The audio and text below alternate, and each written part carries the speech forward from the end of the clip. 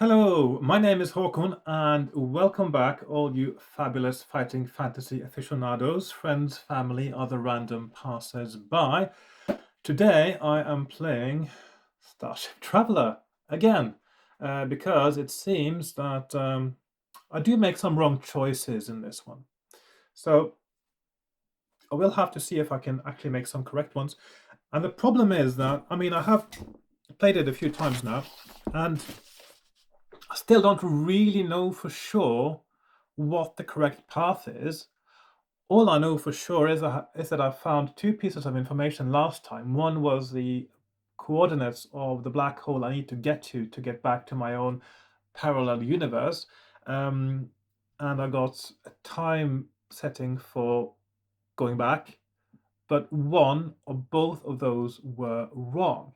And those are the only two numbers I have found, which means there are other numbers out there and others will be correct. I just don't know whether one was right, the other was wrong, or both were wrong. And I don't know how many numbers there are out there. So I will just have to go back into space, explore, and see what I can find. So, without too much further ado, get ready for a new episode of Starship Traveler.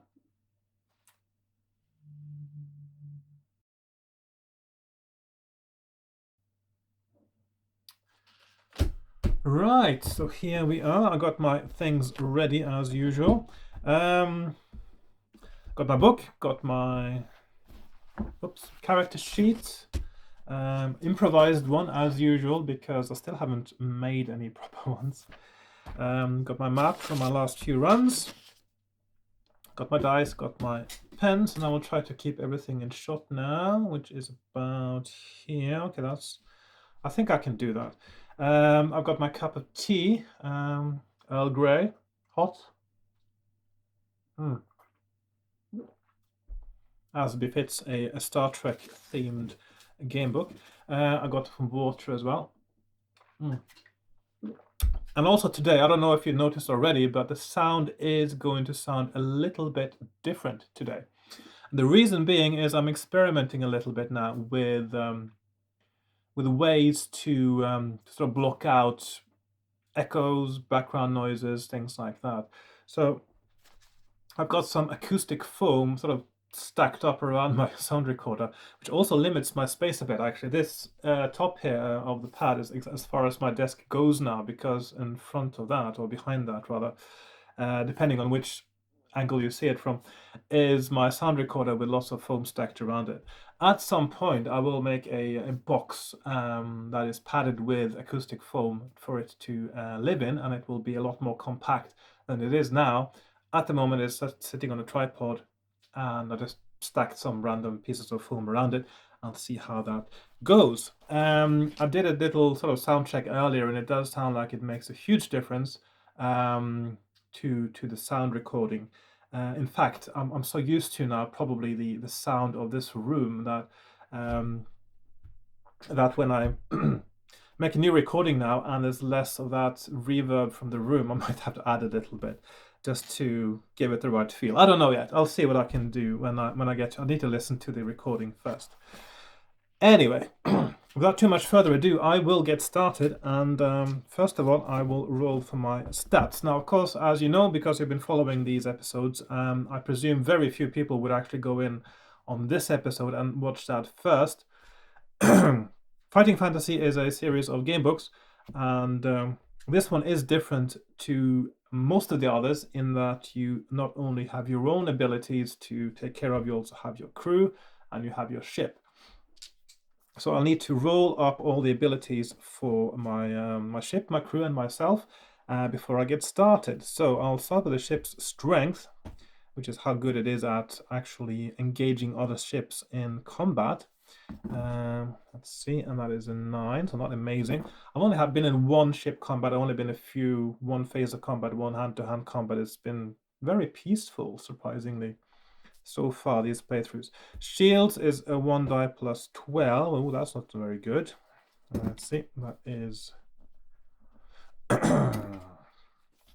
I'm the captain, and my skill is 6 plus 6, so that is 12. That is very good. My stamina is 9 plus 12, so that's 21. My science officer is got a skill of 10. When it comes to sciencing, of course, for combat, he has a -3. He's got a stamina of 19. A medical officer, he's got a skill of 7, so he's not a very good medical officer. As a fighter, he's even worse with -3 again. His stamina is 22. My security officer, who should be good at fighting, is good at fighting. And he's got a stamina of 19. My engineer, not very good at engineering. No wonder we had problems in the beginning.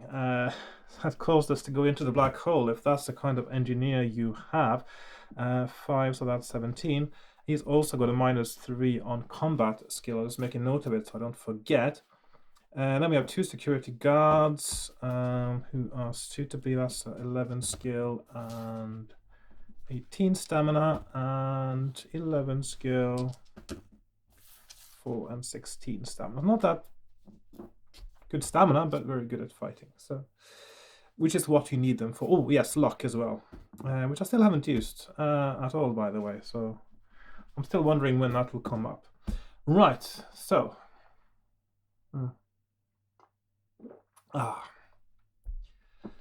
Right. So and let's get started again. I'm really excited to see how it goes this time because I have no idea where I'm going and what I'm doing now. Which is kind of fun, actually. I like the feeling because every time I'm digressing again. Every time, the other times I've played now, I sort of very quickly get a sense that I'm going in the right direction, and I know where I'm going and what I'm doing, and I know some of the things I pick up or get are the right ones, because you often get to a place where you're being asked if you have this or that item, and then you say, yes, I do, or no, I don't know where that is, and I've never seen it before, and then you know that that is something that you might actually need. So it gives a little bit of direction. And this one, we are actually really lost in space. We don't know where we're going. We don't know what we're doing. We just know that we want to find a black hole that can bring us back to Earth. So it's the book does give you that sense of hopelessness and futility and potentially not knowing what you're doing or where you're going, really, and just that feeling of being lost in space. I like that. I think that's probably deliberate, actually, because it is Steve Jackson and he knows that stuff. So I'll get started without all this further talk. Right. Panic. From your seat at the helm of the Starship Traveler, you study the VDU anxiously. Engineering section has reported an overdrive malfunction, which has locked the warp engines at a 10% velocity gain. You are watching the velocity indicator advancing rapidly through the safe region towards overload. You hit the communicator button and call engineering for further news. It is not good. The malfunction cannot be traced, and it will take another 13 minutes for a system check to provide full analysis. You are heading towards the Celsian Void, a known black hole. You may or may not avoid it, but your science officer has another plan. If you swing the ship through its immense gravitational pull, its gravity drag may help reduce your speed as you travel away from it. This is worth a try, but the navigational tuning will have to be precise. You swing the Starship hard to starboard as you enter the Celsian's gravitational field and fasten your eyes on the velocity indicator. To your great relief, the plan seems to be working. The gain comes down from 10% to 5% to 0 to -5%. Loud cheers come from the crew, but you are still watching the velocity indicator. It is now showing -15%, then -25%, and falling. The ship is being sucked into the Celsian Void. You hit the red alert button and instruct all ship's personnel to strap themselves down. The ship begins to whine and shake as it rapidly accelerates towards the black hole. There is nothing you can do to avert the impending disaster. An almighty explosion rocks the ship, and all the crew, including you, lose consciousness.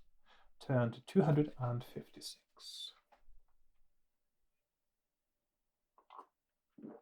And so it begins. Okay. I just glanced up at my screen and double-checked that everything is recording again now. I don't want to repeat last time's mistake. You and the other members of the crew are regaining consciousness. Again, you hit the communicator and call for systems damage reports. All systems appear to be intact, until engineering reports that the warp drive engines are dead.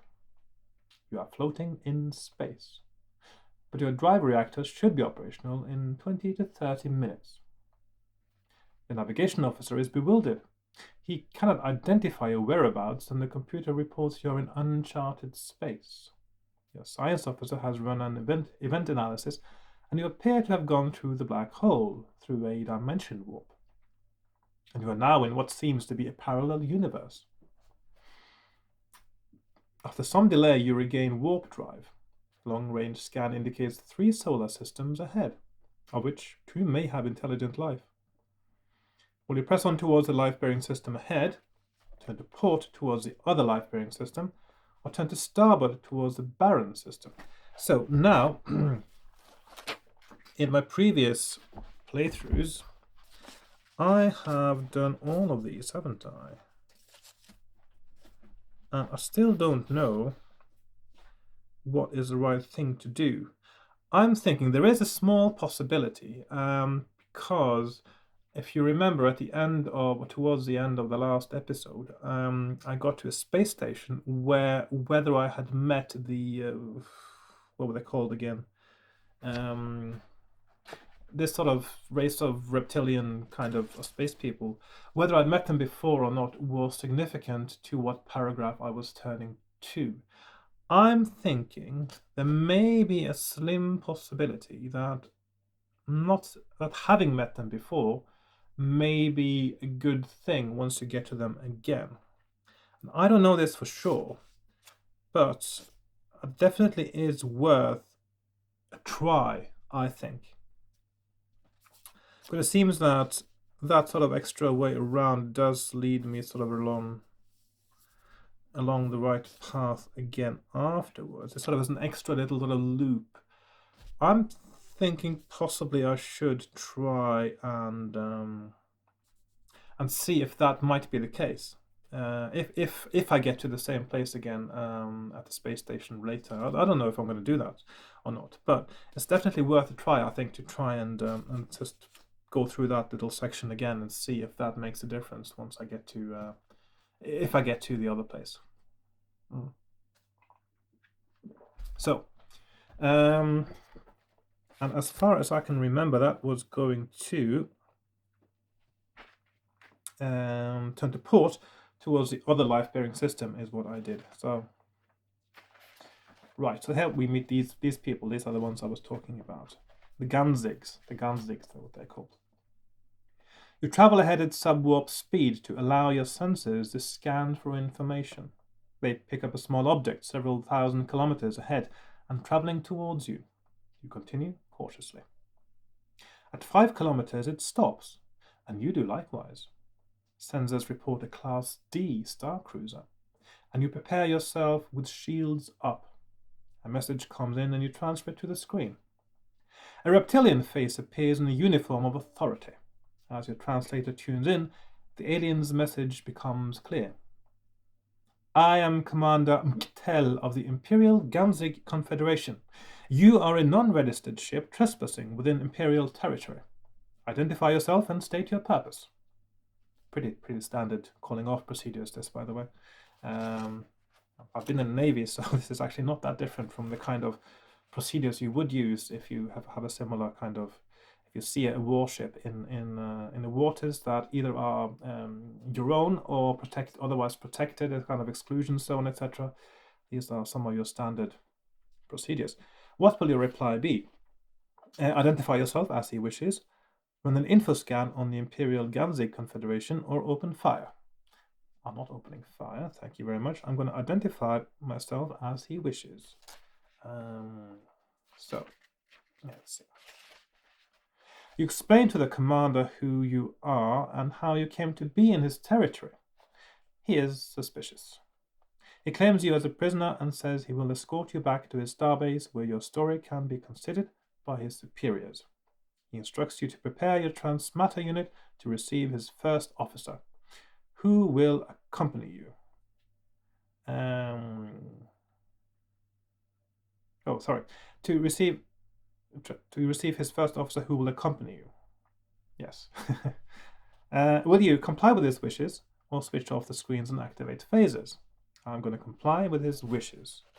See, if you find yourself suddenly in somebody else's neighborhood, you don't want to try to make the rules do. So you want to go with what's going on. Just the fact that they have a starbase nearby proves that he is actually probably in the right. You leave the bridge and await the arrival of the Ganzigite in the transmatter unit. Within minutes, a body begins to materialize. The brown, scaly body of a reptilian being takes shape in front of you. You move forward to welcome the new arrival, but the creature snarls at you and draws a weapon. Through your translator, the Ganzigite commands you to lead him straight to the computer room. The ship is following the alien starcruiser through space. You are a little suspicious of this intruder. Will you take him to the computer room as he wishes? Attempt to sidetrack him by taking him to a lower deck, or leap on him and try to overpower him. I'm going to do as they want now because I think maybe, or at least my theory is that might be a good thing for later. So I'm going to go with that and I'm going to show him to the computer room and let him do his thing. In the computer room, the Ganzigite instructs you to leave him alone. Return to the bridge and continue following his own ship. He inserts a small modem into the computer's access port to read its memory and transmit the information back aboard the Starcruiser. From now on, you will be at a disadvantage in any encounters with Ganzigites, as they know your weapons and defenses. Deduct 2 points from your ship's weapon strength and shield scores in any future battles with this race. Your science officer has informed you of what the alien is doing. Will you take no action until you reach the Ganzig starbase, or make plans to capture the intruder? I'll take no action, so I'm still curious how this arc actually pans out when you get to the other place later.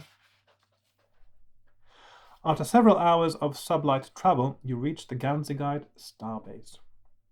It is a huge donut-shaped structure rotating slowly in space. You are instructed to hold the traveler in orbit and beam down to meet the Imperial High Commander. Your encounter with the commander is enlightening. He realizes you are indeed lost in space, and in the interest of his own security, he wishes you to find your way back to your own universe. So, what this tells me is they want to help me, which means that having met them before and having had this encounter, when I meet them again later, they might actually be trying to help me rather than mislead me, which they potentially might be doing. So, this you will only be able to do by returning through a space warp created by a black hole. The timing and location will be critical. He cannot provide any more useful information, but is sure that other planets may be able to help you, suggesting that you explore this galaxy for the correct time and location coordinates. For your part, you feed him with information about your own galaxy. He is disturbed by your ship's offensive weapons, but agrees to release you if he may insert a subroutine into your target tracking program such that you will never be able to fire on Imperial Ganzig Confederation ships during the rest of your voyage. I'm fine by this. You agree, and from now on you will not be able to fire phasers at these ships. Make a note of this. I will remember this. You beam back to your ship and plan your search for the time and location coordinates. Turn to 16. So on the map now, I've gone through this bit here, and I'm up here on 16.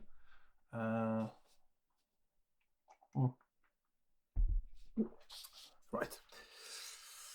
So 16.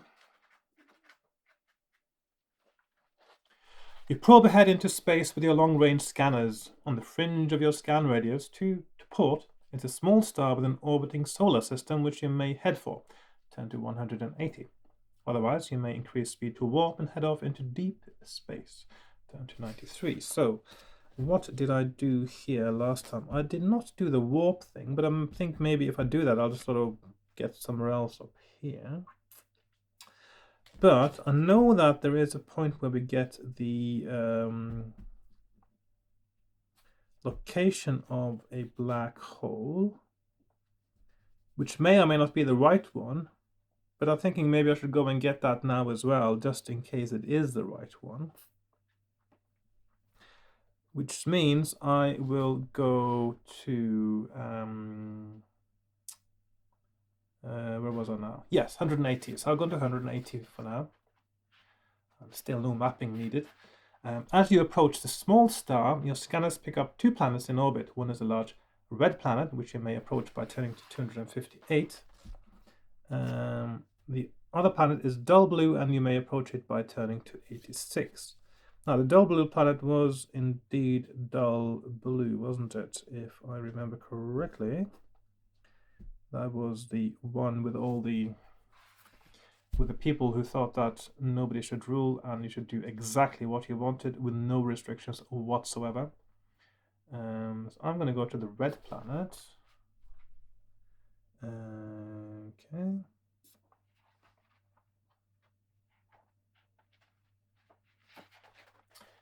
You approach a large red planet at sublight speed and set an orbiting course. Scanning the surface, you find no trace of intelligent life, but signs of civilization, and a fairly advanced one at that, are apparent. Sorry, I'm messing up the sentence, aren't I? Because I'm looking at them. As you observe the planet through your macro telescope, you see that the surface is covered in a network of roadways and canals, focused every so often at what must be a population center of some sort. You try various radio frequencies, but there is no response. Will you beam down onto the planet's surface? Or ignore this planet and continue onwards? Well, I will beam down. You choose a location within what ought to be one of the planet's main population centers. You select 2 crew members from the adventure sheet to accompany you to the planet's surface, and the 3 of you beam down. So I have to choose 2. I suppose it may not matter so much. I'm going to do 1 security guard and... Well, based on what I saw earlier, it doesn't really... I'll just do the security guards, actually.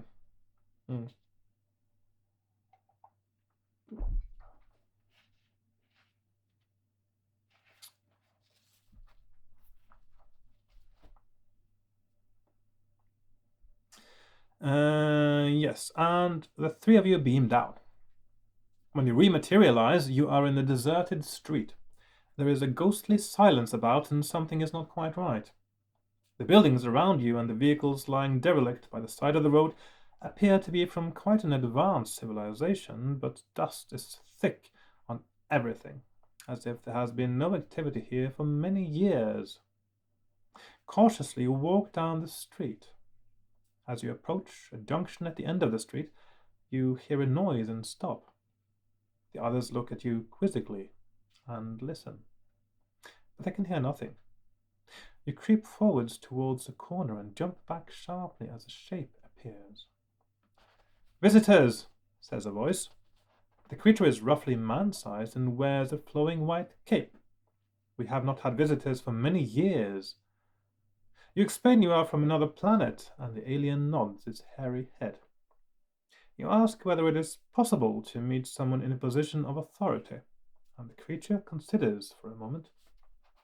Suddenly you hear a small click and a shrill buzzing noise, and the alien drops to the ground, scorched by a phaser blast from one of your party. You whirl round in disbelief. The attacker looks proudly at the dead alien, and you order your other companion to hold him. Snatching his weapon, you demand to know why he fired at the alien. "Why?" he gasps. "If I hadn't fired, he would have killed you. Did you not see the weapon in his hand aimed at you?" You certainly didn't see a weapon in the alien's hand, and neither did your other crew member. What will you do now? Have your trigger-happy companion sent back to the ship? Beam the alien up to the ship to see whether anything can be done for him, or let your companion off with a caution and continue. I'm just going to let him off with a caution and continue, actually, because we're all just hallucinating. Turning the corner, you continue for several meters. A noise behind you startles you and you stop. With a sudden chill of panic, you realize what the noise is. It is the multiple hammer sound of a pre-laser weapon. Someone or something is firing a machine gun at you. You drop to the ground and scream at your companions to do likewise. As you all lie there with bullets flying over your heads, the other two look at you, puzzled. "Captain, why are we lying in the road?" says one of them, standing up. To your amazement, he stands in a hail of bullets, completely unharmed. Gradually, the sound fades and the others help you to your feet, looking at you in a most peculiar way. A little further down the road, you come across a large building. Would you enter this building? Turn to 55, or continue down the road? Turn to 325. Now, of course, I didn't go down the road last time, so I don't know what's there, but I know the building seems alright, so I'll go with the building. You enter the building and look around. It appears to be a library of some sort. You notice on the entrance desk a type of newspaper and take it with you. Perhaps it will give you some sort of clue as to why this whole city seems to be deserted. Luckily, the library is computer controlled. You switch on a console, and after some whirring sounds, a voice comes back. "Good afternoon, reader. What subject will it be today?" First of all, you ask for local history. But the most recent entry appears to be some time ago, when the city was bustling with life. One of your crew members rushes over. "Captain," he says, "I've just been looking at the astronomy files. There is a black hole which I think may be a space warp. It is in sector 288. This news is indeed exciting, and you instruct the ship to beam you back aboard to check this location." Turn to 130. So, we've got our first clue, which may or may not be the correct black hole we're looking for, but I've got number 288, so that's black hole. So I'm hoping this is an advanced civilization. They say it's a space warp, say it's a black hole. It seems plausible that this may be the right information.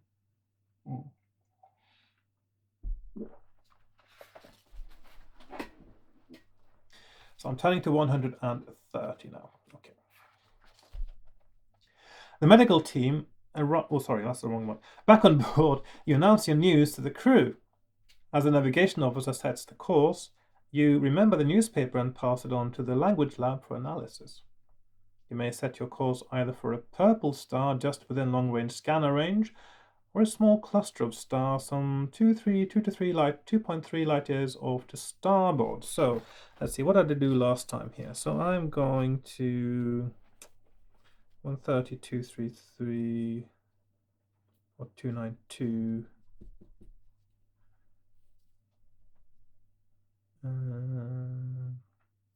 Do I even have a 292 anywhere? So I haven't been to 292, have I?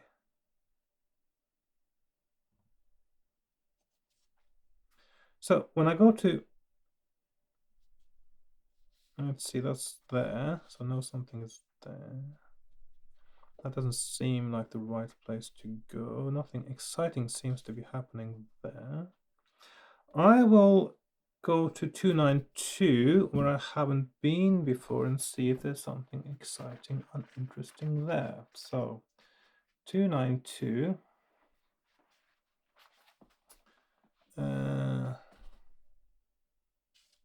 Oh, hang on.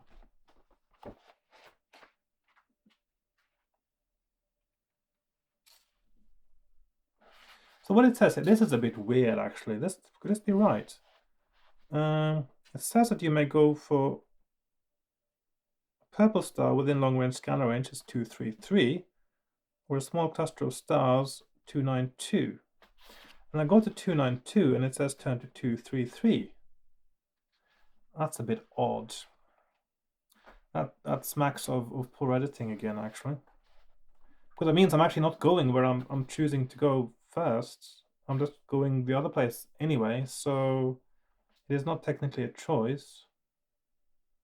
And it's just a roundabout way of getting back to the same place. So Either that's a complete typo or it's a remnant of editing or something that was changed. And yeah, well, whatever the case is, I have to go to 233. So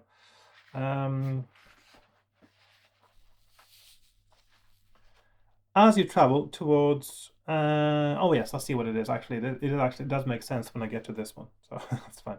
As you travel towards your destination, your language lab reports some interesting findings. Although actually yeah, I know. It actually does. It's perfectly fine. It's probably the best way to do it, actually. As you travel towards your destination, your language lab reports some interesting findings from the newspaper you gave them. You have just come from the planet Prax, a fairly advanced civilization some years before the paper was published. A fairly advanced civilization, full stop. Some years before the paper was published, a great debate occurred, and two groups emerged with two schools of thought.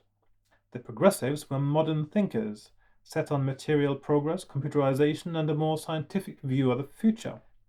The regressives, on the other hand, disliked the inhuman element of the progressives' world and preferred a return to basics, where people did not rely on machines. A period of Cold War ensued until the regressives discovered that the progressives had developed a powerful hallucinatory drug. The progressives had intended to use the drug on the regressives, but when the plot was discovered, they agreed to send all stocks of the drug into space out of the way. What could possibly go wrong? Something went wrong, however, and the rocket exploded in the planet's upper atmosphere, subjecting the entire planet to severe hallucinations. On the day the paper was published, its effects were just beginning to be noticed. So this is not how you dispose of drugs, boys and girls. If you want to dispose of drugs, you burn them.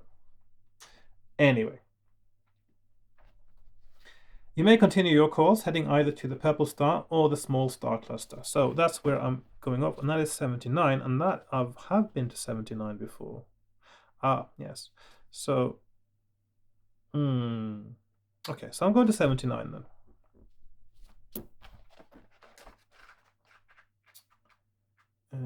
Okay. As you approach, you cut engines. Switching to visual on the screen, you can see a small cluster in the distance. Suddenly, your navigation officer wheels around. "Captain," he exclaims, "meteor storm dead ahead. We are moving straight into it. What will your command be? Evasive action or activate shields?" Now, last time I activated shields and I got 2 damage. Then again, my shields aren't that good to start with. Evasive action, if it fails, would probably lead to more damage. But evasive action should be using my skill, which is very good. So I will do evasive action this time. So 254.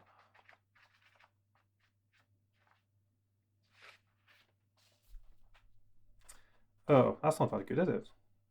The ship lurches hard to port. The crew are unprepared for this violent shift and fall to the floor around you. Throw 1 die for each crew member listed on your adventure sheet. A throw of 1 to 5 means they escape injury with only minor bruises. A throw of 6 means that they are badly injured as they collide with a wall. Each badly injured crew member is rushed to the medical. Yeah, I'll just roll for them first then. So I've got 1, 2, 3, 4, 5, 6, 7 crew members. Each one I roll a die. So myself, for myself as well. No problem. Yeah. Doesn't actually say that I can go there. I suppose because I'm prepared for it since I'm doing it. So yeah, so I'm starting with a science officer, medical officer, security officer, engineer, security guard. Everyone is fine.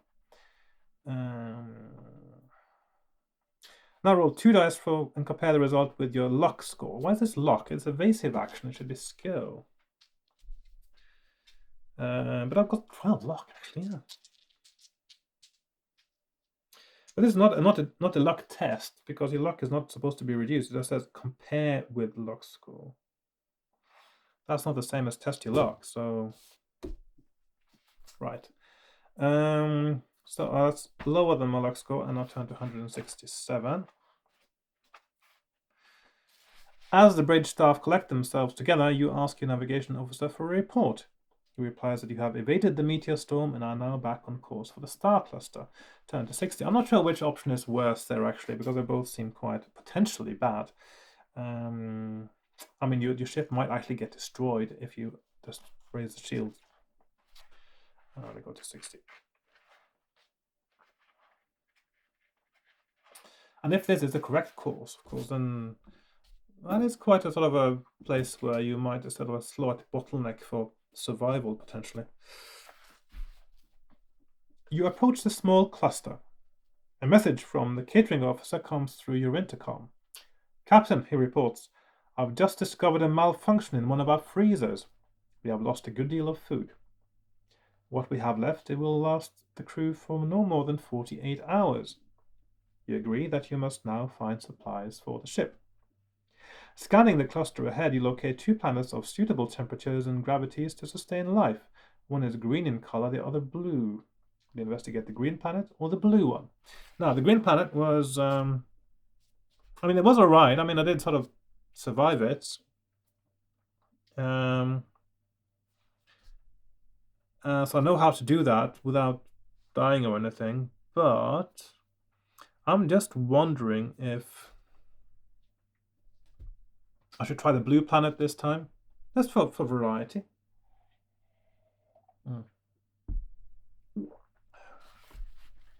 So I'll try the blue planet, even though that will mess up my map. You settle the ship into orbit around the blue planet and check your scanners. It appears that the entire surface is covered in water, although there do seem to be life forms within the water. You may either beam down, taking 2 crew members from your adventure sheet with you, or leave orbit and head for the green planet. So, it's a 2-way one there. So, 2 crew members. I am looking for, let's see, science and security guard 1.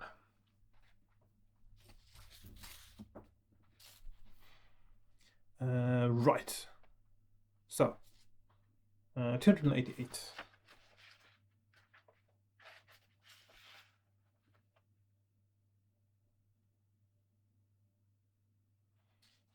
The science officer protests strongly, but you will not change your decision.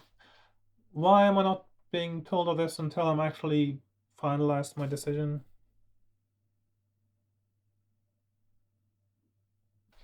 That's a bit silly, actually. Okay, so I'll just read this out and I'll redo that. Your science officer protests strongly, but you will not change your decision.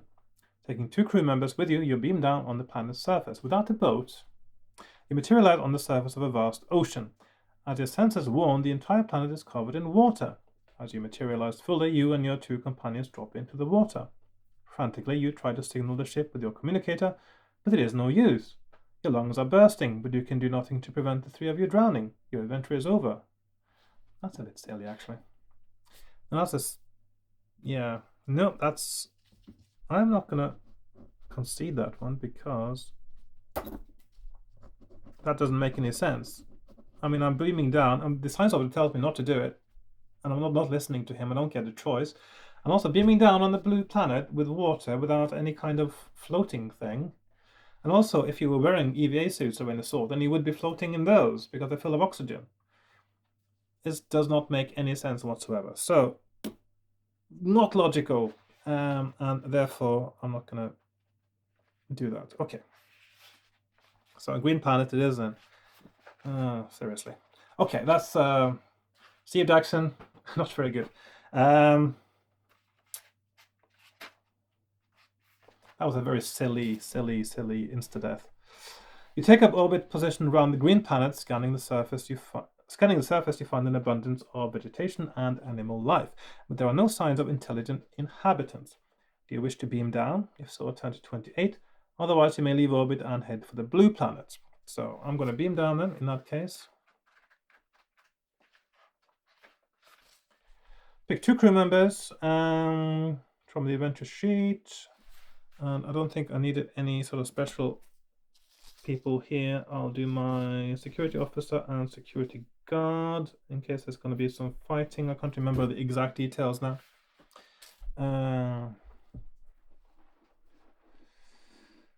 Right, let's see. You enter the transmatter unit, and minutes later you materialize in a dense jungle on the planet. As you get your bearings, you hear a sound. In the distance, coming closer, is something large crashing towards you through the undergrowth. Will you instruct your party to hide from it or draw their phases? I'm going to draw my phases this time because hiding was extremely deadly. But that is, yeah. Technically, last time when I was here and I hid and I rolled a die that actually would have meant that the captain, would have died as well, but I misread it at the time and I didn't notice. So technically, this is where my adventure should have ended last time as well. Right. Will you set your weapons to stun or kill? Or will you wait to see if the beast leaves you alone? So I do believe that setting them to kill is probably a good idea. I don't know how stun works, but I'm going to kill it. The beast roars loudly as the blast strikes at point-blank range. With a violent crash, it topples over dead. You contact the ship and order the beast to be beamed aboard. It will certainly provide a few good meals for the crew. You may now either start gathering vegetation for food or go off in search of other animals to hunt. Turn to 173. Now, other animals, that was a fight of some sort, wasn't it? And the vegetables were okay, weren't they? Let's see. I don't. My map isn't that good this time. I haven't.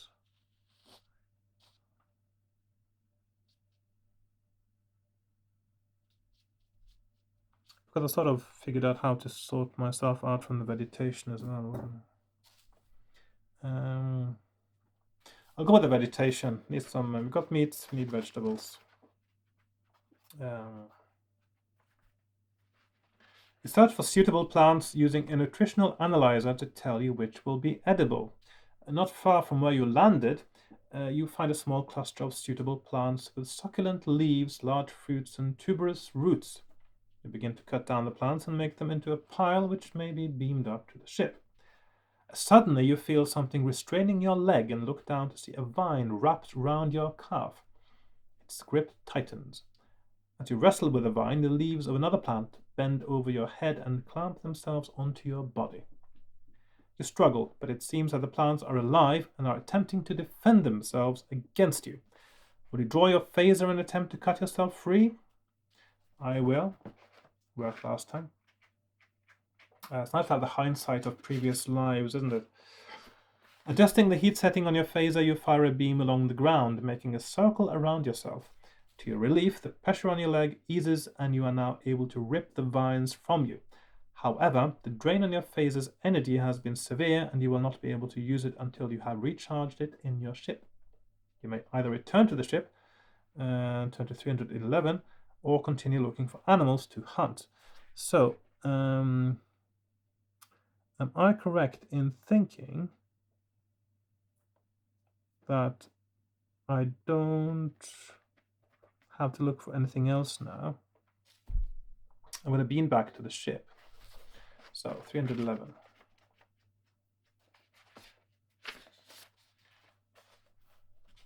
Back in the transmatter unit, the crew are taking your food off to the lab for analysis. You return to the bridge and prepare to leave orbit.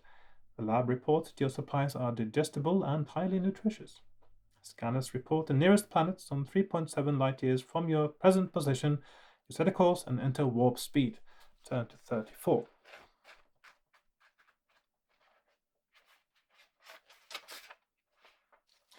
You approach a medium-sized blue-green planet and take up orbit position. Scanning the planet's surface reveals several clusters of intelligent life forms. You try to contact them, but nothing comes up on the radio. Will you beam down onto the planet to investigate, or leave orbit and continue onwards? Right, so if you beam down, you may take 3 crew members. Okay, so this was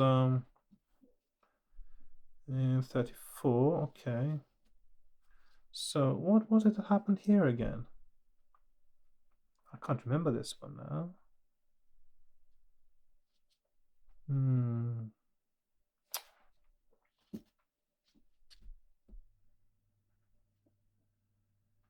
Now, oh yeah, so this is the planet here, and at some point I just stopped and I went back. So I decided not to. I can't remember what was down there now. I think I'll just skip it in that case.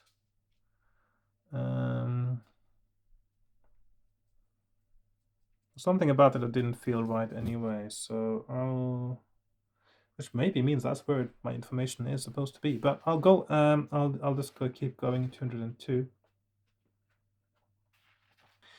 After several hours of sublight travel, you reach the Ganzigite star. Hang on. Is that what I'm supposed to?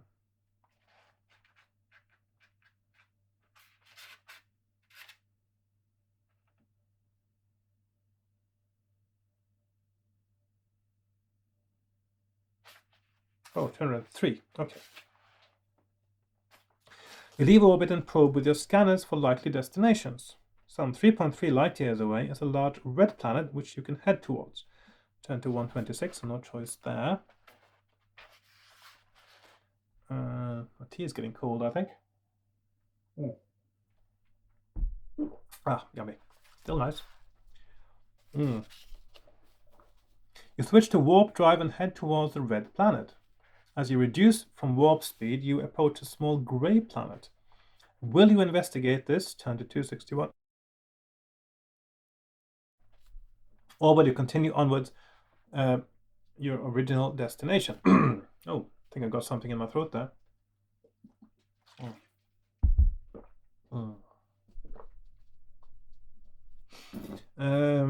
Right. The grey planet. Was there something interesting on the grey planet?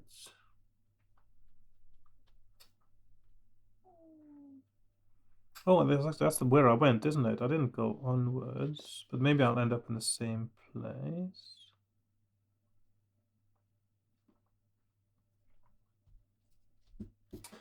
I'll investigate the grey planet again. I can't remember what was there now.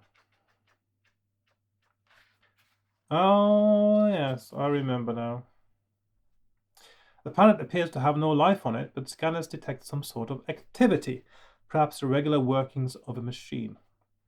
You decide to investigate and send out a party in a recon plane to see what is happening. They pilot the plane to the area of the signal and land on the planet. It is rocky and barren, but not far from where they have landed they find a scout ship of a type they have never come across before, crashed into the surface. Will you tell them to investigate it further or return to your ship? I'm telling them to return because that's where they picked up some poisonous gas of some sort.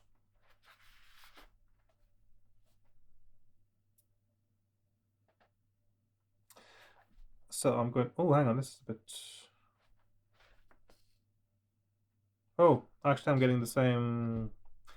yeah, I'm getting the same thing going on regardless, actually.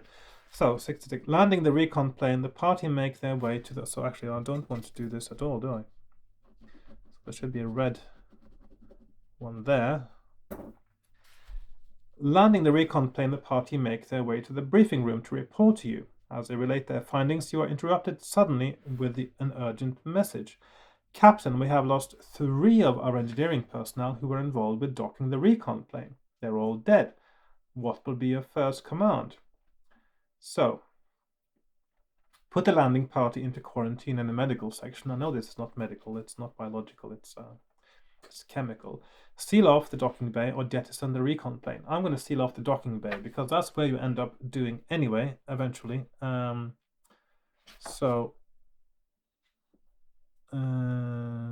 Yes.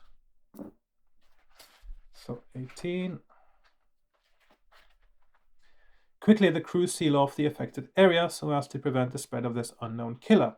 No more deaths are reported. Turn to 337. Because if you do something else, and your science officer will sort of nudge you and say, shouldn't we just sort of block off the docking bay, maybe? Using an EVA, extravehicular activity suit, your medical officer examines the body of one of the victims. She finds that the man has been poisoned. The planet below must have some sort of poisonous gas in its atmosphere, and this has now been carried back to the ship. will you get the medical officer to search for an antidote and treat the crew, evacuate the air from all the affected sections. So if you do, if you ask the medical officer to do that, what happens is the medical officer very stupidly tries the antidote on herself and goes into the affected area and dies. Yeah, makes sense, yeah? Okay. So I will do 284, evacuate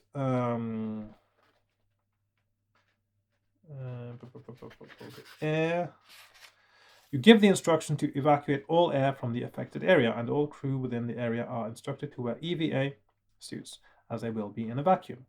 The air is pumped out into space, and half an hour later, fresh air is introduced. A science officer checks this new air, and it is found to be poison-free. Turn to 11. All good.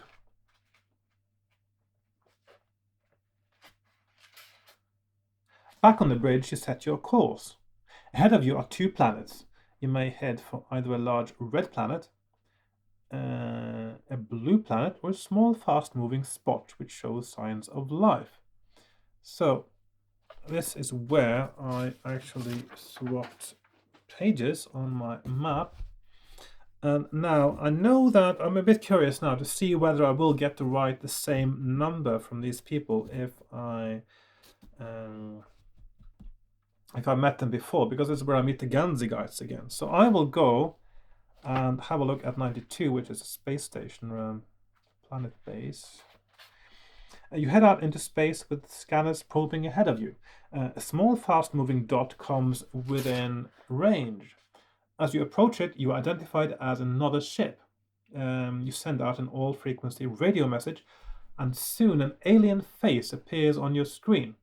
The face is brown, scaly, and somewhat reptilian, and introduces itself as Commander Mal of the Imperial Ganzi Confederation. Have you come across the Imperial Ganzi Confederation before? If so, turn to 335. If not, turn to 5. And this is where it is interesting to see what is different. So I'm going to 335. Now, if I get the same number, I know that this is not the right path.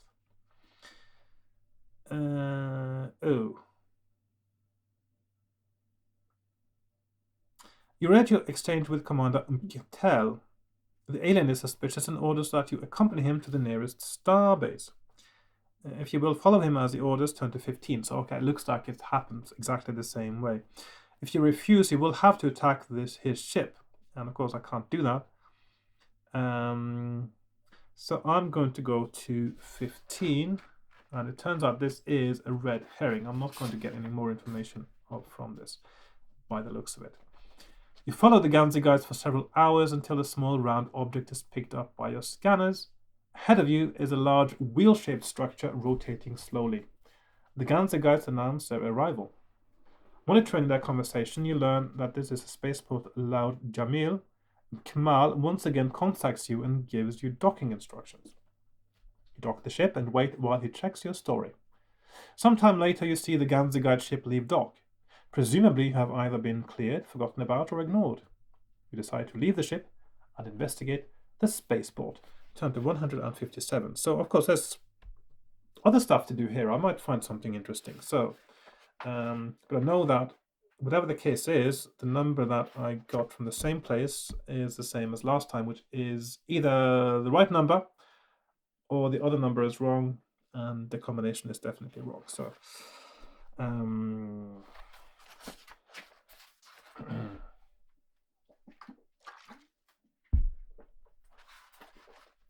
inside the spaceport, you follow the corridor until you are approached by a hovering device of some kind. It announces itself as a service robot and asks if it may be of assistance. You may ask it to take you to someone of authority, whether there are recreation facilities here, how you might go about giving the ship a service overhaul. So I don't need any repairs, but I'll have a look at the recreation facilities this time and see if there's anything interesting there. The service robot tells you the way to the recreation section. There is a games room and bar, along with a Visi room and sensorama.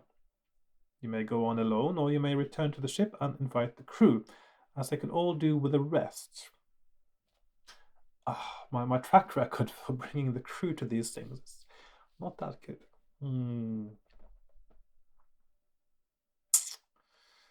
Well, these people don't seem particularly hostile to me as long as they know I'm not a threat. So maybe I should just invite the whole crew. Famous last words again. Okay, I'll invite the whole crew then.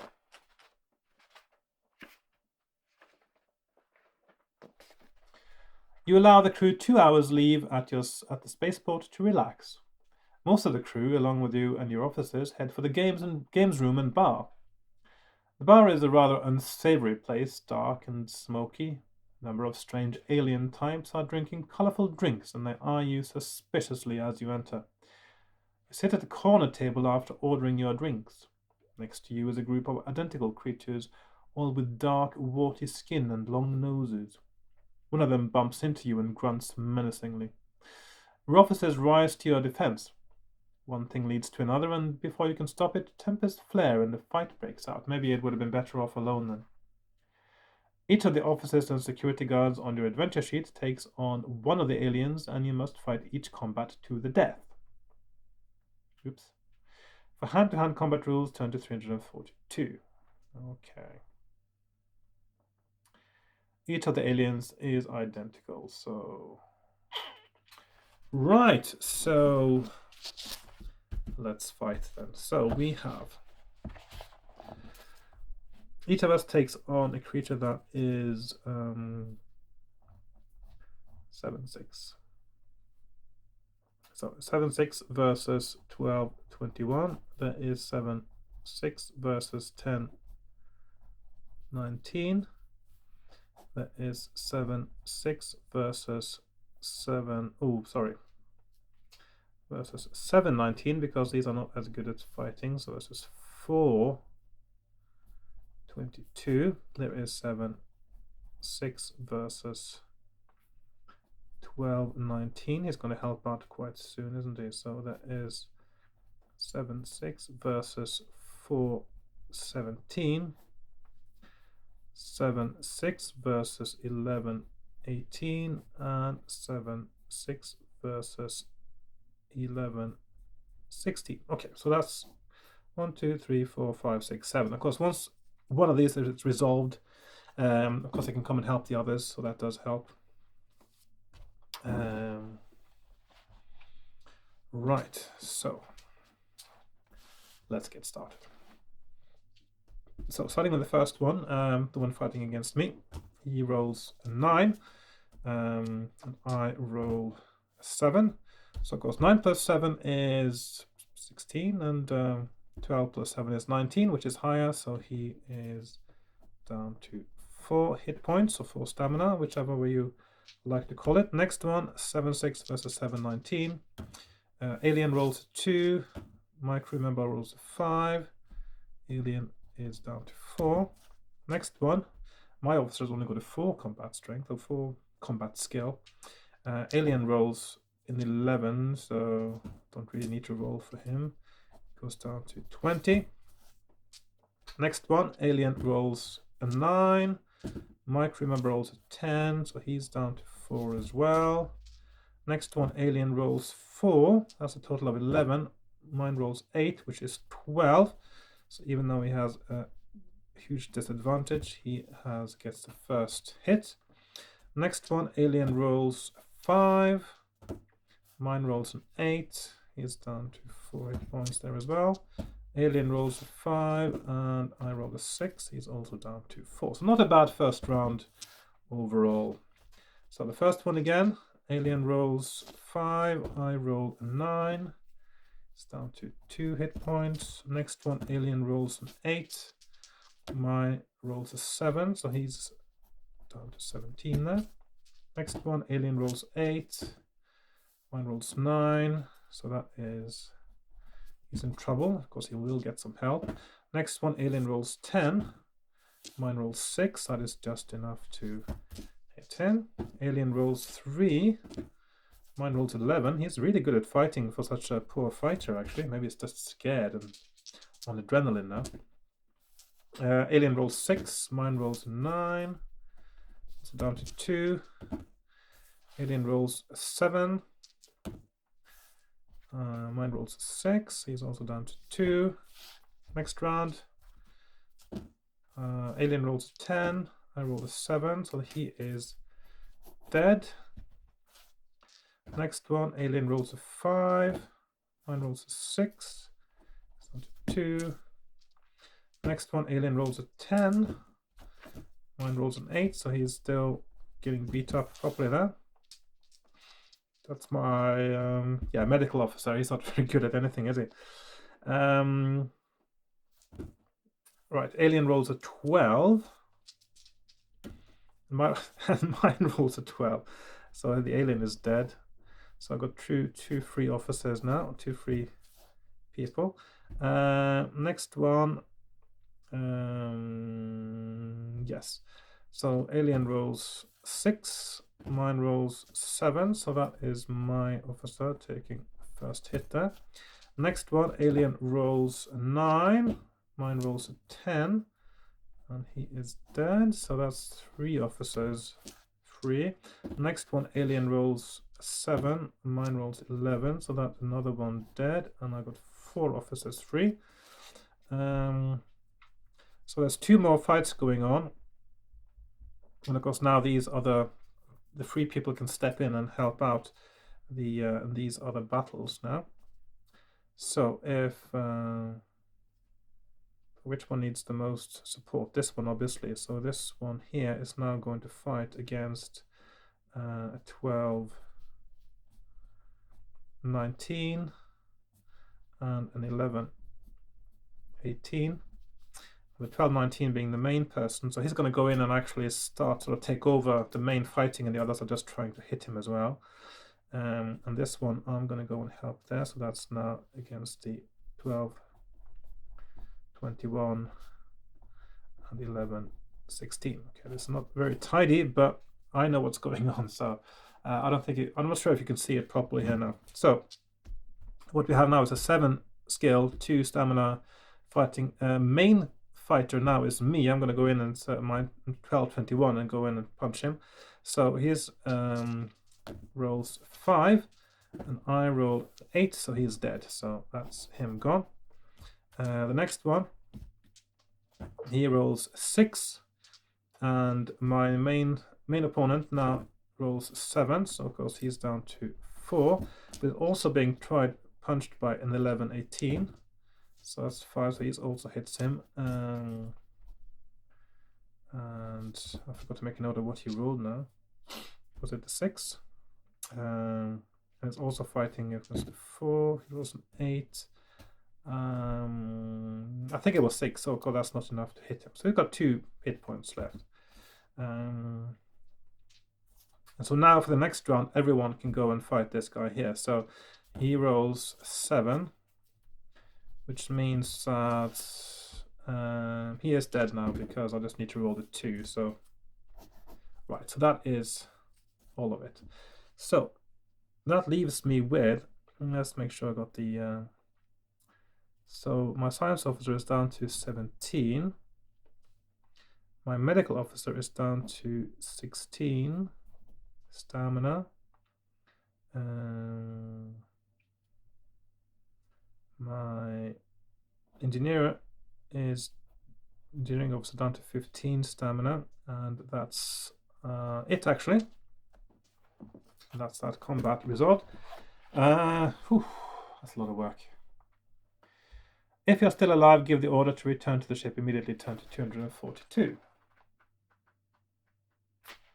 Oh, so I don't get a chance to get that other number then, which hopefully is wrong. Starting up the ship's engines, you leave the spaceport and head off into deep space. Turn to 324. So now I will never know whether that's right or not until I find another time coordinate that I can try out. So,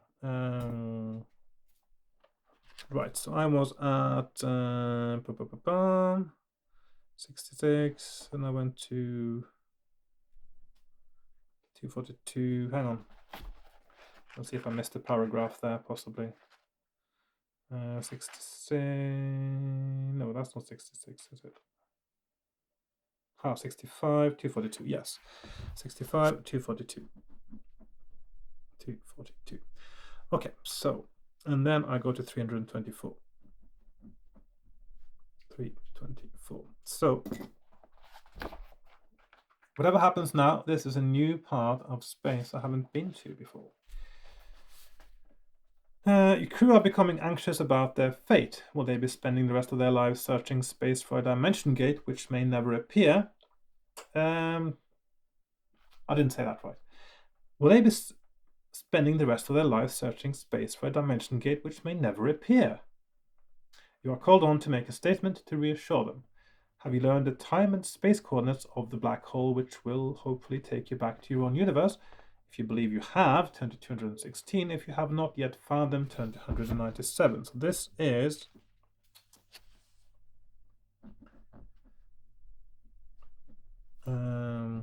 also, this indicates to me that maybe before this point there's another place where I will be able to find a time coordinate that I haven't been to yet. So that is interesting. That is interesting. So 216. Oh, actually, that's the same as this one here. Okay, 216. So I haven't got anything for them yet. Well, I should be able to sort of... let's see. You call all your sections heads to the briefing room and explain to them the necessity of keeping up the crew's morale. You do not yet have enough information to guide the ship to your escape route, and you must keep searching. But you are confident that you will eventually discover the whereabouts of a suitable black hole. Turn to 80. So maybe it's a good thing that I haven't found it yet, because this is a bit early in the game. So I'm thinking maybe what I found now surely can't be right. Your officers try their best with their crew, but morale is low. There are reports of 2 suicides. The medical section becomes overloaded with crew suffering from nervous disorders. Your navigation officer contacts you excitedly. Captain, he exclaims, sensors have picked up a black hole 4.2 light years from here. You decide on an all-or-nothing course and enter warp drive towards it. Oh dear. 2059. Okay, so this means that this is not a good thing, and I really need to get information before getting to this point. You drop out of warp drive a safe distance from the black hole. Your science officer works out your optimum course on the ship's computer. As you advance, you can feel the immense gravitational pull of the collapsed star. You allow the ship to be sucked in while the crew strap themselves in. The ship is ripped forwards into the void, and all personnel pass out. Turn to 339. So I know what that is. That is another end, which isn't correct. Which means that I have missed something, and I need to find the right numbers before this point. This is the point of no return, actually, so I will have to go back and find out what I've been missing. You will never know whether or not this was the correct black hole. Perhaps it was your angle of entry, or maybe it was your speed, or even the information you have. Whatever the error, the traveler will never emerges from the void. Your mission has been unsuccessful. So, there you go. Obviously, this bit here is an end where you can't get there until you actually have the right information, and if you do, then you have the chance of going the right place, and if you don't, then yeah, so this is a tricky one. So I think that's because I did die in extra time again today, and I sort of technically did last time as well, but it's I did find that many new things.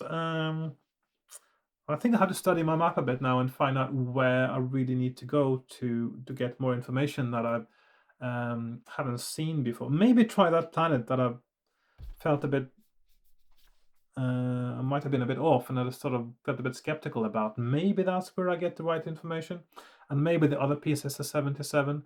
I don't know. So it's all going to be very exciting trying to figure that out next time. So I'll be looking forward to seeing you then, and I really thank you for watching this and for following me all this way through into deep space and into the black hole again. I really appreciate the time that you've taken to watch this. It makes it more fun for me to make this, knowing that people actually watch it. So, and I do enjoy. I would have enjoyed just playing these game books on my own as well, but it just seems a bit different and a bit fun to do it like this. And also, I do enjoy reading them out loud because I get a different feel for the way the story unfolds, and it's a different impression than if you're just sitting there and reading those on your own. So, without too much further ado, then I think I'll close up for today again, and another relatively short episode, I'm afraid to say, and it will be interesting to see how the sound turns out. So. Thanks again for watching, and I will see you next time for more Starship Traveler, apparently. And goodbye for now.